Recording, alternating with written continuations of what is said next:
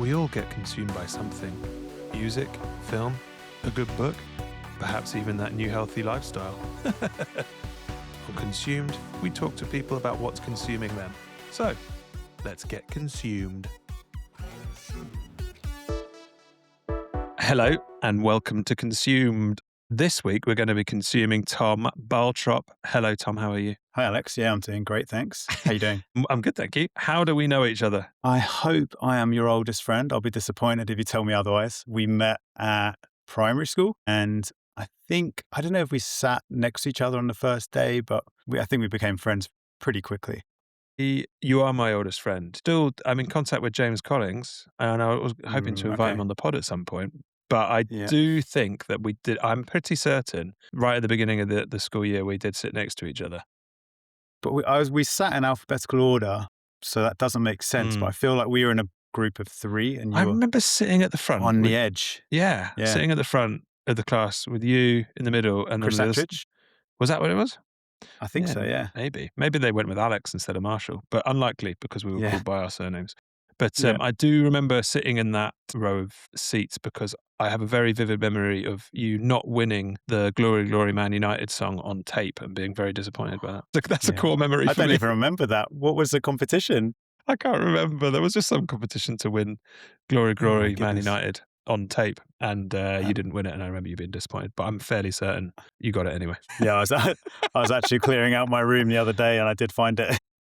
Dude, really? Yeah. Still on cassette? Wow, vintage. Yeah, I think I found that and the Jurassic Park soundtrack. I remember that one. I remember that because when I got my first car, it had a tape player, and you gave me a whole bag of tapes. Yeah. And the Jurassic Park soundtrack was on that. Man, you driving around Harpenden in your Metro, blaring out the Jurassic Park soundtrack. Iconic. Yeah, exactly. That and the Spice Girls when I was 18 years old. That's cool, isn't it? Yeah. So, yes, you are my oldest friend. And that's it. We've just been friends ever since we were 6 years old, which is now 34 years. Yeah, slightly scary. Yeah, that is nuts, isn't it? So what did you have for dinner? Sorry? Third of a century. Oh, yeah. It is a third of a century. That man. That doesn't make any better. What did you have for dinner? We had a laksa. Oh, nice. Which is like a Malaysian soup. We got this recipe. It's super easy to make once you made the paste. So we make the paste in a batch, and then it takes about 10 minutes to pull together. What did you have in it? Like noodles usually in that, isn't it? Yeah, egg noodles, tomatoes, mushrooms, tofu. I think that's it. And coconut milk, and obviously the paste as well. But yeah, really tasty, nice quick dinner. Yeah, I do like a laksa. Spicy, usually. Cool. So what have you been consuming recently?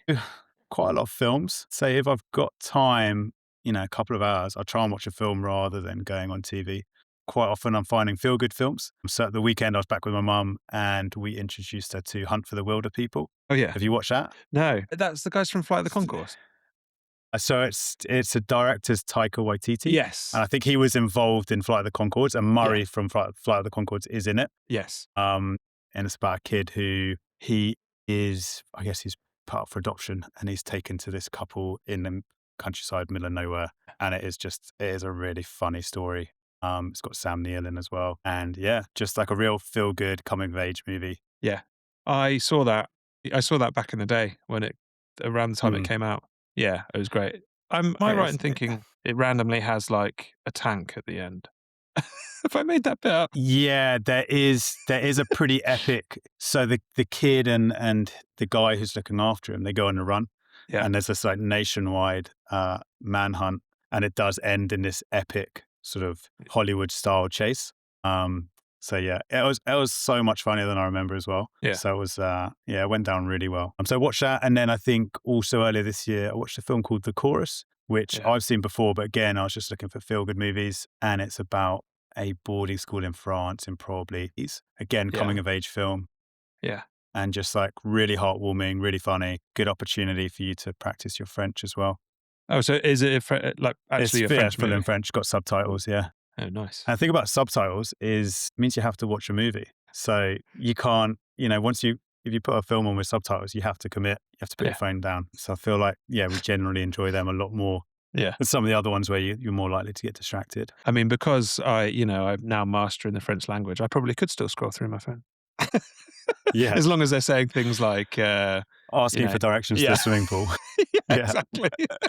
Yeah, or like there is actually. Go, sorry. No, I was just going to say, or like, can I have 3 croissants, please? Yeah. There is actually another French film I saw on the plane at the beginning of this year called Holy Cow.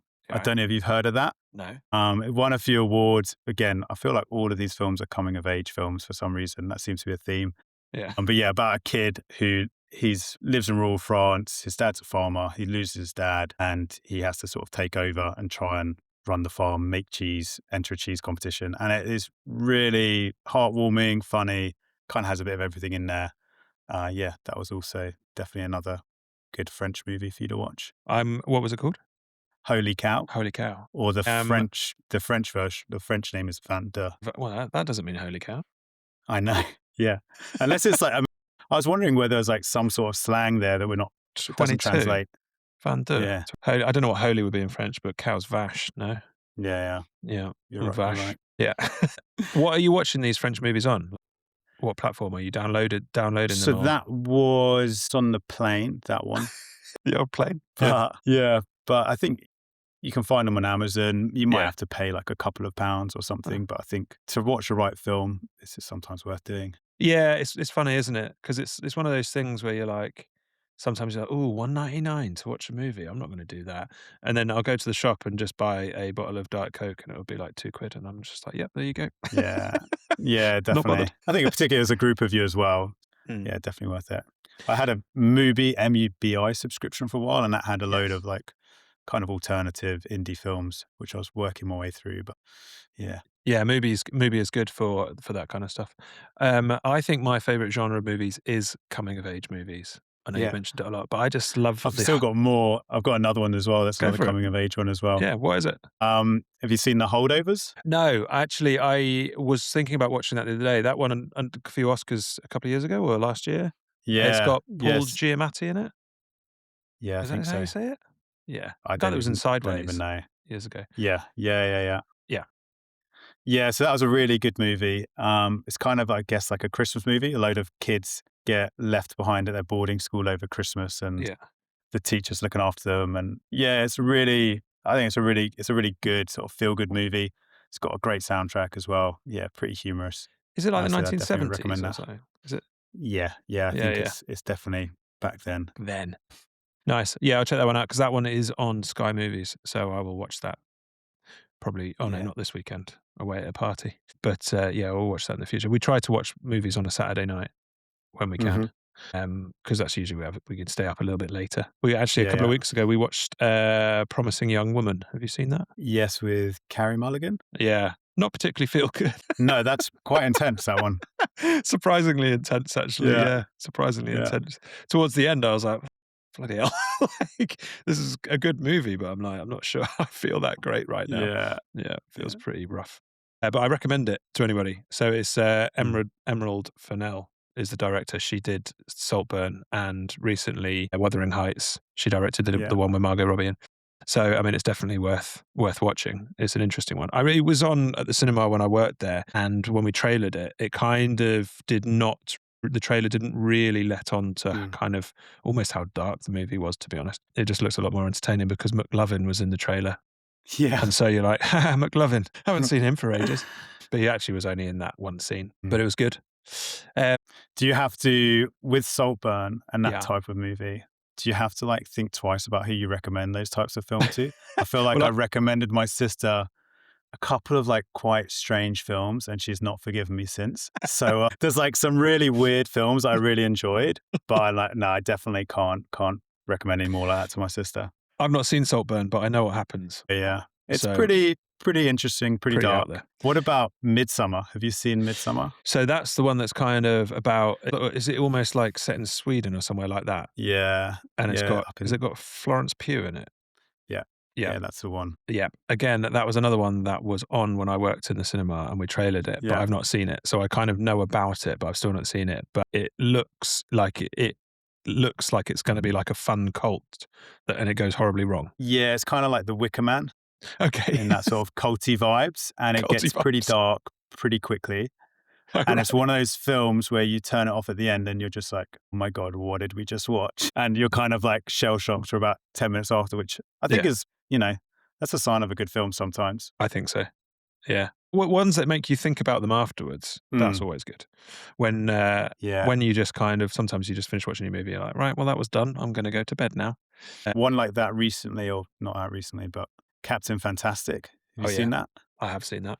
Yeah. Yeah, I feel like that whole bring up your kids in the wild versus modern day society, it was really done really well. And after that, you're just like, oh my God, got to discuss that because it's, super interesting. Yeah. I watched that one. That was out when I worked at the cinema. So I saw that one in the cinema. So that's got the guy that Viggo Mortensen. He's in Lord of the Rings, and so he is the dad of a family, and they're raising them in the woods as like, I don't know, like 3 or 4 of them, and I think doesn't his wife die or something like that, and then they go back to see his wife's parents. His wife's parents. That's it. Yeah, and then so they're kind of like, saying like, man, like, why are you living your life like this out in the real world? And so it is that interesting take, isn't it, of like, basically, life. It's like life experience versus basically like just modern life, really, isn't it? Yeah, I think particularly in the US where it's contrasted with that mass consumerist lifestyle and super unhealthy diets, and compare that with how the kids are super inquisitive, intelligent. But it's interesting because it's just not clear cut. You come away being like, oh well, what is the right thing to do? Exactly. Yeah. A mixture of both, probably. But no, that was great. I remember actually, I then watched that with my dad. Yeah. He'll probably listen to this episode as well. So I remember, we watched it and he was like, nah, not for me. And I was like, okay, fair enough. I thought it was quite good. Enjoyed it. Yeah. So just movies? Just when you've got the time? Movies are probably my go-to, and I take, I do a little bit of research. I don't just go in and put on any random movie. I need to check out the rating if I'm going to commit for sort of 2 hours to it. I'm the opposite. I put it on and then I then spend the next 2 hours checking out the rating. I think if we put something on without checking the rating, generally we don't last 5 minutes. Yeah. Because there's so much bad stuff on. But also I guess the other thing, went down a bit of a South Korean movie wormhole during COVID and beyond. Oh yeah, no, please share. I feel like that as a country is the best in the world for sort of the quality of films that they produce. So I imagine you've seen Parasite. I've seen Parasite. That seems to be, most people have seen that, but that kind of started, and then we watched Handmaiden, which is set in North Korea, dark psychological thriller. There's a lot of them are sort of dark psychological thrillers. Joint Security Area. It's about a shooting in the demilitarized zone. Right. And sort of an investigation that happens, and the soldiers from both sides are kind of clandestinely interacting with each other. And it's super interesting. Also, I'd say as a comedy, it's pretty funny as well. And there's just so many. I think that is a good category or sort of country to check out. Yeah. I loved Parasite. I thought it was great. That's the only one I've seen. Again, I saw it when I worked at the cinema. But did it not win Best Picture at the Oscars? It was the first non-English picture, I think, to win. Yeah, I think it was great. It was really, really good. Yeah. I need to give that a revisit, actually. Yeah, definitely. You may need to write these down and send them to me. Yeah, I've got a list of like my top 10 cool South Korean movies. So happy to share. Well, but where do you watch those then? Is there a platform that you watch them on? Generally on Amazon. Oh, right, okay. Yeah, seem to get, you can generally get most of it on Amazon or occasionally Netflix. Yeah. I actually don't have any streaming services at the moment. So you're just like living vicariously through people telling you about films. Is this why you started the podcast? Exactly. I don't want to watch any films. I just want to... No, I tell you, that's tell a lie. I've got Sky Movies because I've got a whole year subscriction to it. Oh yeah, you bought that by mistake. Yes, exactly. Yeah. And so that's $4.99 a month, but that's fine. That actually does have like quite up-to-date movies on it.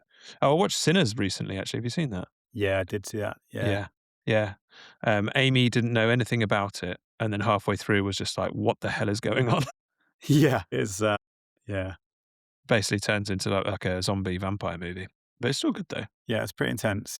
But it's quite intense. Yeah, and it was also one of those as well where it was getting quite late, and we're like, oh, we should go to bed soon. And they're like, well, we've only got like 45 minutes left, and like, okay, I guess we'll just watch the rest. And I'm just like, man, this is getting more and more crazy. But I did enjoy it. Not exactly relaxing.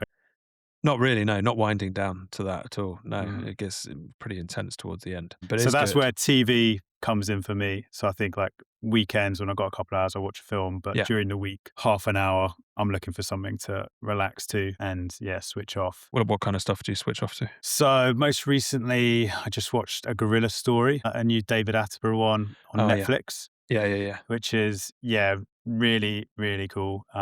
Goes back to that footage of him. You've probably seen it where he's surrounded by gorillas and he must be in his 40s, I think. And they just lie on top of him. And he goes on and tells the whole story about how that was shot. And then also the story of that particular gorilla that went on to lead its own tribe. And it was a really interesting situation where that baby gorilla had lost its mother. So the alpha gorilla, the silverback, had taken it under his wing. And it just meant that he grew up to be this amazing leader. And it went on, he then led the largest group of gorillas they'd ever recorded in that park. So it was a really, definitely. I mean, anything by Attenborough is great. Man, And that was awesome. that's He's crazy. 100 this year. I know. Imagine that. They're planning his birthday party. 60 years ago, he was 40. Yeah. 60 years ago, you were crazy. So like when he's still churning out all the he's just done another series on the BBC on people's gardens, which is also pretty great. Because he can't travel much further. Yeah. Like, I'm going to have to do one in the garden because I'm not leaving the house because I'm nearly 100. Yeah. Basically. Yeah, what an absolute legend. Yeah, I'll check that one out, actually. I did see there was an article about it in the news the other day about him with the gorillas. Yeah. And I was like, I need to watch that one. I can't believe that. So the gorillas, that's amazing. The fact that it basically learned how to be a good leader and then led, it's just, I mean, it's like a human, essentially. Yeah. Yeah. Definitely. David Attenborough is an absolute legend, is all I'm going to say. He is more popular than the king. Should we say that? Yeah, but a lot of people don't like the royal family. But if, as and when he passes on, are we going to do some sort of state funeral? Or me and you, or just the country? Well, I think there's probably better people at organising it, but I mean, surely they're going to do something. Yeah, I mean, if it was left to me and you to do the organising, you would do probably 90% of the organising. You'd create a podcast. Yeah, that's it. That's my 10%. Yeah, they would have to. I mean, he's probably up there with like greatest British people of all time. Yeah. They're going to put him on a £5 banknote. I mean, the debate at the moment is replacing Churchill with Attenborough, which is, Yeah, why not? Contentious for the Daily Telegraph. Don't seem very happy. Yeah, I'm not surprised. Yeah, what a ledge. So if you were on a desert island, which dessert would you eat first? So this desert island. Yes. I'm imagining there's a table of a selection of desserts and we're all arriving on it and it's kind of a free-for-all, like who can get to their dessert first. So like tiramisu's gone. Yeah. Right? The Bath cheesecake is gone. Yeah. So I was thinking, so Amanda's got into baking cakes recently. She's found a recipe which is date and cacao cake, which we tell ourselves is really healthy, so it doesn't matter how much we eat. So has it not got sugar in it? With some no added sugar. Okay. Apart from obviously the natural sugar in the dates and then the chocolate that she has decided to liberally add to the top. And then have that with some fruit and yogurt. But yeah, I know I feel bad because obviously my mum is great at desserts, as you know. So pavlova, profiteroles, oh man, these strong additions. Forgotten about your mum's profiteroles. Yeah. Yeah. Actually, I can't eat dairy much anymore. My body won't let me. I know. Can't really eat dairy or gluten. So profiteroles are right out the window, which is a real shame because I know if I came around for dinner at your house, your mum would probably make them. I'd have to just eat them and just deal with the consequences because it would be delicious. Yeah. It's not like it wouldn't be delicious, which is the main part. Just one day off will be fine. Yeah. I'm now going to go through in my mind about other desserts that your mum makes. Yeah. So pavlova. And she also made a hazelnut meringue the other day. Which was that like layered? Good. Yeah. Oh, yeah. I can imagine. It was really nice.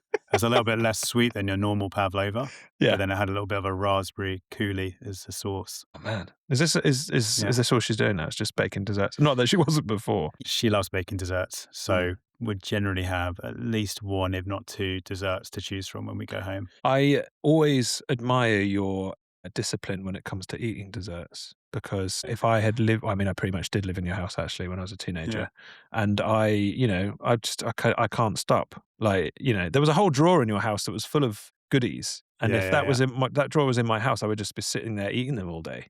I was too polite to do that at your house, but I would often be in there. Is that still Yeah, there? it's been Well, that's probably for the best, isn't it? yeah. Yeah, that was good. So, sorry, what was the dessert you chose again? The cake that Amanda's been making? Yeah, I'd go for date and cacao cake. Man, that's such a out Yeah. there choice. It's so Has it got it cacao nibs in it? you can. I mean, this is the beauty about the cake. She'll just chuck in Anything chocolate some based? nuts, chia seeds, cacao nibs, anything. You just chuck it in there. Takes her probably about 10 minutes to make it and 15 minutes to bake it. So it's a real crowd pleaser. That sounds good. I actually made a mug cake on my lunch break today. Pretty indulgent thing to do on my Wow. lunch break. I What does know. that involve?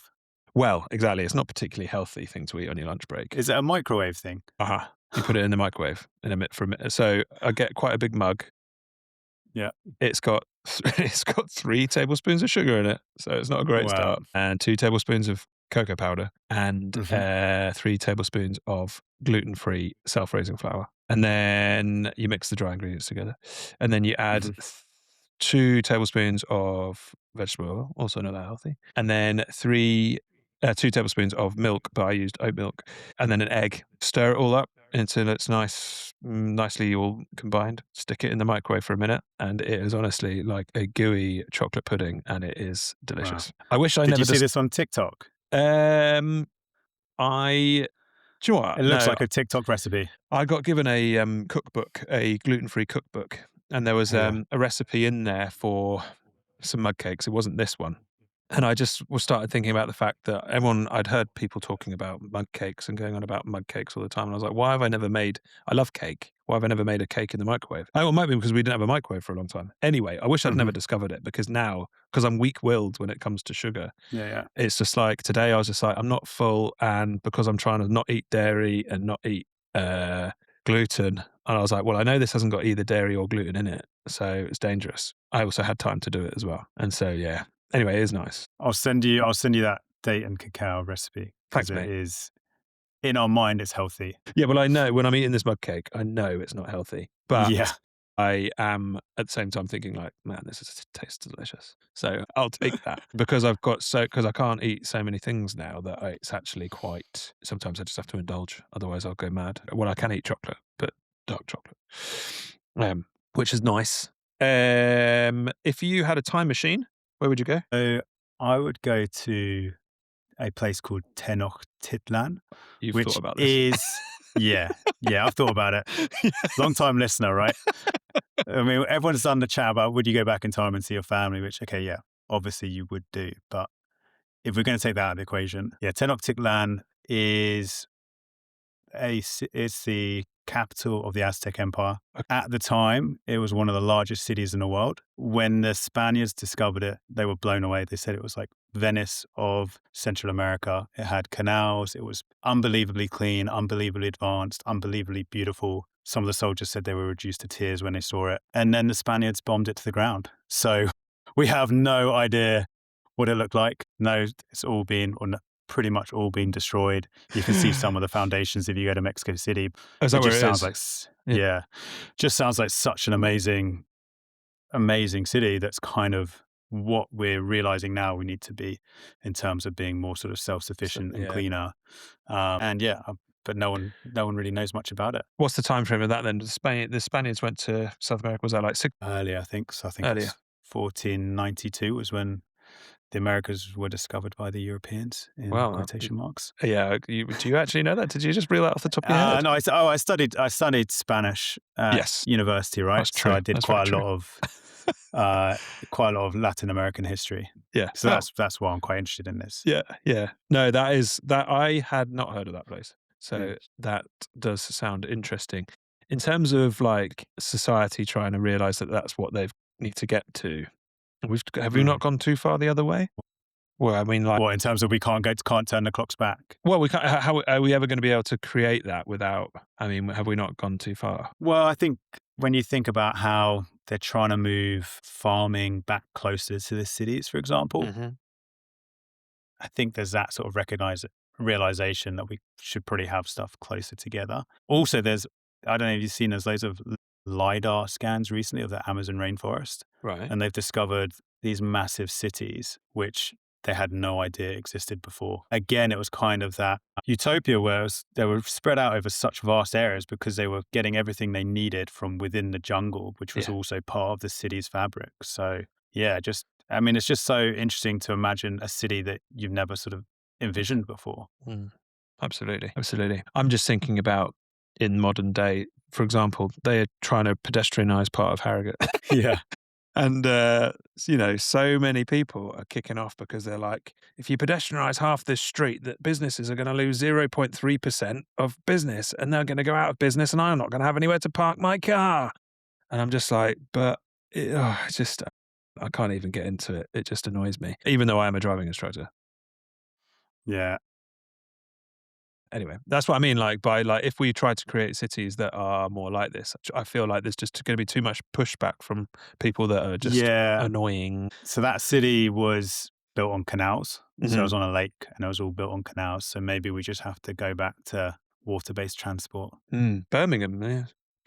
If I'm going around in canoes. Birmingham's got more canals than Venice. Yeah, did you know true. Yeah, I have heard that before. Yeah, good factoid. Yeah, nice. So, do you reckon any tourists go to Birmingham and are then slightly disappointed when they see the difference? What between? So yeah, they thought they were getting a flight to Venice, and they get off and it's Birmingham.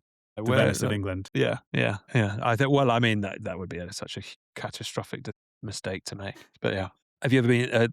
Was it called? No, it's called Little Italy, isn't it? That little place in London. Little Venice. Little Venice. Little Venice, towards Paddington area. Yeah. That's what I was talking about.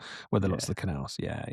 You been to Venice? Have I been to Venice? No, I haven't. I've been debating it, but it feels now that it's so busy. It's just like one of those sort of Disneyland places where cruise ship turns up and there's thousands of people and all the tourists, all the locals are just not happy about it. I mean, I went. So I think I'd go in like a January or February. I was going to say, yeah. I think Amy went about 10 years ago with her mum, and they went like slightly out of season, and it wasn't too busy. I went in July in 2006, 20 years ago. It's crazy. I can't really remember it, to be honest. I remember having a nice time. I think I had lots of. Was that when you were like interrailing or something? Yes, went interrailing in 2006. Yeah, hit up all the big hitters in Italy. It's just like, I don't know, it's interesting, but I'm not rushing back. My favourite place to go was Florence. Anyway, if anyone's interested. Florence was much more interesting and cool. That's what I hear, that Florence is probably better than Venice, although that is going the same way. Are you going on holiday anywhere this year in the summer? I am going on Andy Bell's stag do. Where's that? I can't tell you in case he listens. Oh, okay, fair enough. I don't know if he listens, actually. I don't know if he listens at all. Well, can't risk it. Okay. But you could tell me off camera. One requirement was adventure. So that's what we've gone for. It's a very wholesome stag do, which I think everyone's quite happy about. A wholesome adventure. Yeah. So are you best man? I am joint best man. Oh, congratulations. Kath did message me the other day being like, are you going to Andy's wedding? And I was like, no. She was like, oh, is it because it's in Berlin? I was like, no, it's because I wasn't invited. Yeah. She was like, I thought you were tight. And I was like, well, we're friends, but like, I'm not surprised that I'm not invited to his wedding. When was the last time you spoke to him? At your dad's funeral. There you go. But we had a really good long chat though that day. It was great. Nice. And to be honest with you, we spent quite a lot of time being like, man, it's great seeing each other. We should try and meet up like more often. And then obviously had no contact since. Yeah. But it's just one of those, isn't it? Doesn't help when he's living in Berlin. Doesn't help, yeah. So if you are listening, I don't know if he does or not. Maybe you'll have to message him and tell him to listen. Yeah. Not trying to get invited to your wedding. I'm not trying to get invited to your wedding. It's fine. I'm not bothered. It's fine. That's awkward for him if he does listen. Good. What else have you been consuming? Anything else? Any music or anything like that? I'll go back to TV because I said that I need that 30-minute decompression before bed. Yeah. And we've kind of got an evergreen shows that we go back to. Yeah. So, I mean, I've got a bad memory, so I'll very happily watch the show several times. Have you seen Colin from Accounts? Yeah. Oh, man, I love that show. Yes, so good. Absolutely perfect. Yeah. It's hilarious. It is so good. And that's on, I think it's on BBC iPlayer. That's a really, really, I've watched that a few times. And my partner Amanda's Australian, so we can laugh about all of the Australian jokes in there. Exactly. The other one, Catastrophe. Have you seen that? No.